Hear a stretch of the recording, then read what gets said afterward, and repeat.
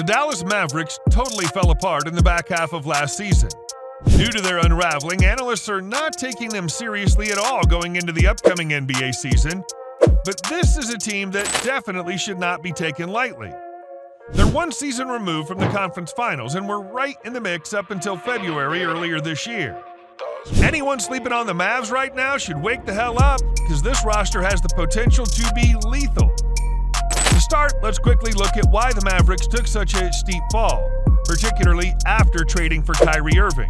In order to do so, we need to look at who they lost. First and foremost, the team lost Jalen Brunson to the Knicks after their playoff run in 2022. It's possible that the Mavericks didn't realize how integral Brunson was to the team's success. Though they maintained a winning record the ensuing season, pre-Irving trade, it was clear that the team lacked the firepower to go the distance. And that's exactly why the Mavericks traded for Kyrie Irving, in order to fill the gap that was left on the roster after losing Brunson.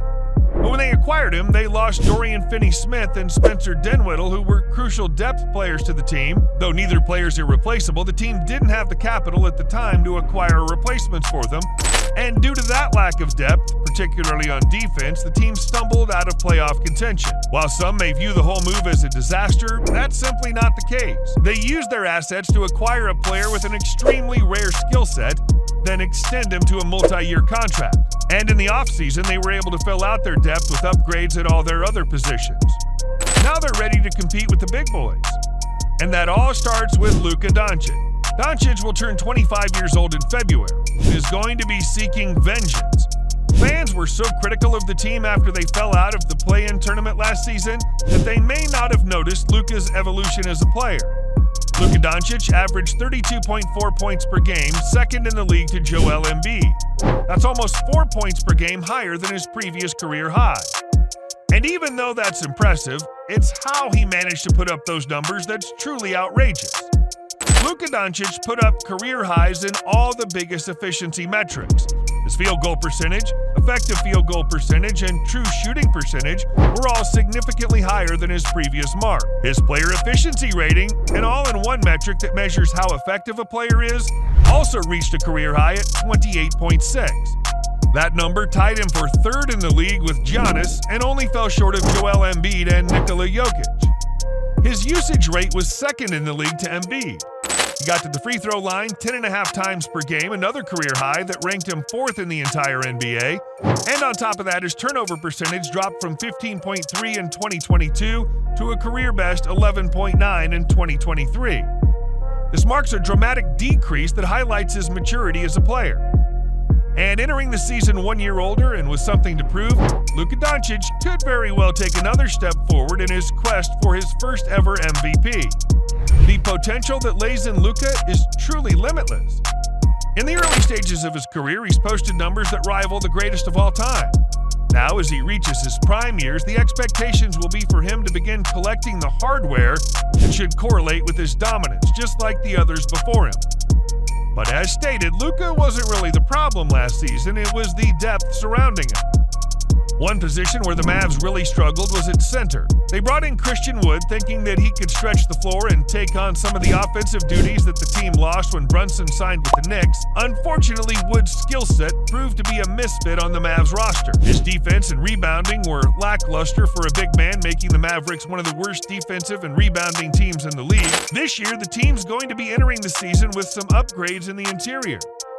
The Mavs drafted Derek Lively Jr. with their 12th overall selection at the NBA draft. Center out of Duke University's an old-school style big who uses his athleticism to block shots and rebound on both ends of the floor. Perfect, right? The Mavericks know that they can't rely solely on a rookie to career their team defensively, so they also traded for 6'10" rim-running center Richaun Holmes. Holmes was developing into one of the better starting centers in the NBA before the Kings traded for Domantas Sabonis, in turn pushing Holmes down the depth chart. In 2021, Holmes averaged 14.2 points, 8.3 rebounds, and 1.6 blocks per game as the Kings starting center. Between Holmes and Lively, the Mavericks won't have the best front court in the NBA, but it'll be much improved from last season.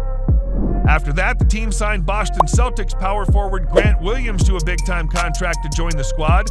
Williams has grown accustomed to winning in the Celtics system. He's a competitor with a big body who brings leadership and underrated skills. Williams' game starts on the defensive side where he can guard the interior and the perimeter effectively. He was a key contributor to the Celtics' defense over the past couple years. Not only that, but the guy's a sharpshooter, knocking down his three balls at about 40% accuracy over the past 2 seasons. Williams will likely bring a lot of attributes that made Dorian Finney-Smith such a vital role player for them before they traded him. These additions, along with a healthy Maxi Kleber, will give the Mavericks an adequate front court that has the size and skills to be an average NBA interior. The defense will definitely be improved. This team's going to live and die on the offensive end of the court. Their two-headed backcourt of Doncic and Kyrie Irving will be one of the most unstoppable forces in the league. When Irving was acquired by the Mavs last February, he was thrown into a chaotic situation, and since the team started losing when he arrived, he took a lot of heat. The truth is, he was lights out balling from the time he arrived. He averaged 27 points with the Mavs on some of the most efficient shooting of his career. Say what you want about Kyrie, but the guy has proven to be one of the most dynamic offensive weapons in the entire league, and has an NBA championship to his name already. Now, at 31 years old, he's been around the league and understands what role he's best suited in, and that's the exact role he's going to get to play in Dallas. When Kyrie won his title in 2016 with the Cavaliers, he was the second scoring option to LeBron James. Now, Luka Doncic and LeBron James have plenty of differences to their games, but they also have a lot of similarities. Both players have extremely high usage rates and can dominate with their size, skill, playmaking, and basketball IQ. In fact, if there's a single player in the league whose game holds similar weight on offense to LeBron James, it's Luka. And Kyrie will get to bring his experience of winning a championship to Dallas, where he'll play off-ball and get one-on-one matchups, while Luka Doncic gets double-teamed. One-on-one, no one in this league is stopping Kyrie. He's going to get buckets. And his ability to give Doncic a rest and take over the offensive load will also prove to be invaluable down the stretch. Last season, the Mavericks suffered mightily when Doncic was off the floor. After losing Jalen Brunson, the team didn't have a player who could lead an NBA offense outside of Luka. Kyrie most definitely can, and his presence should give Doncic more energy late in games and late in the season to impose his will. And the Mavericks also added the other Curry in free agency, Seth Curry. He may not be a future Hall of Famer like his brother, but Seth Curry has a career three-point shooting percentage of .435. That's unworldly. And he's the most effective on the catch and shoot, which will make him particularly dangerous beside both Doncic and Irving. Other players that'll see rotation time for the Mavericks include up-and-comers like Jaden Hardy and Josh Green, as well as Tim Hardaway Jr., who's expected to take on the role of sixth man and use his offensive skill set to exploit other teams' bench unit. Even with all the upgrades, the Mavericks have a tall task ahead because the Western Conference is a beast. The retooled Mavericks will be right in the mix.